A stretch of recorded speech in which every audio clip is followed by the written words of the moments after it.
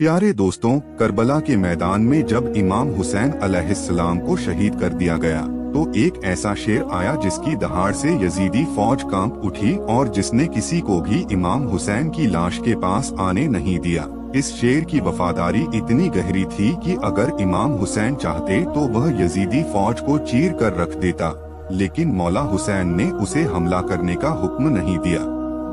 यह शेर अबू अल हारिस बचपन में इमाम हुसैन अलैहिस्सलाम की गोद में पाला गया था। जब उसकी मां शेरनी उसे सुरक्षित रखने के लिए लेकर आई थी और इमाम अली अलैहिस्सलाम ने वादा किया कि हुसैन उसकी देखभाल करेंगे, अबू अल हारिस बड़े होकर इमाम हुसैन का साथी, दोस्त और वफादार मुहाफिज बन गया और जहां भी इमाम हुसैन जाते वह उनके साथ रहता। उसकी ताकतवर गूंजदार आवाज और रफ्तार चाल से लोग डरते, लेकिन दिल में उसकी मासूमियत और वफा का कोई मुकाबला नहीं कर सकता था। जब लोग डर के मारे इमाम अली अलैहिस्सलाम के पास आए और कहा कि अबू अल हारिस बहुत बड़ा और खतरनाक हो गया है, तो इमाम ने उसे आजाद करने का हुक्म दिया। लेकिन इमाम हुसैन ने सिर्फ अगले दिन तक इंतजार करने के लिए कहा।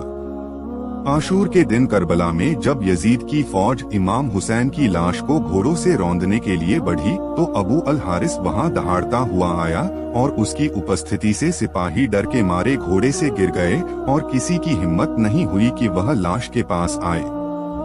बीबी फिजा ने अबू अल हारिस को पुकारा और वह बिजली की तरह दौड़ता हुआ जंगल से मैदान करबला में आया। इमाम हुसैन की लाश के पास बैठ गया, सिर झुकाया और अपने मौला के खून से माथा रंग लिया।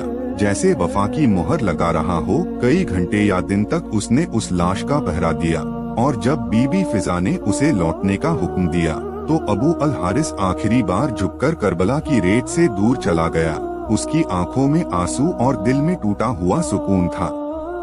यह कहानी अबू अल हारिस की वफा और इमाम हुसैन अलैहिस्सलाम से उसकी मोहब्बत की जिंदा मिसाल है, जो हमें यह सिखाती है कि मजलूम की मदद और हर मखलूक पर रहम ईमान की अलामत है। और अबू अल हारिस ने अपने मौला की इज्जत और हिफाजत के लिए इंसानों को भी पीछे छोड़ दिया।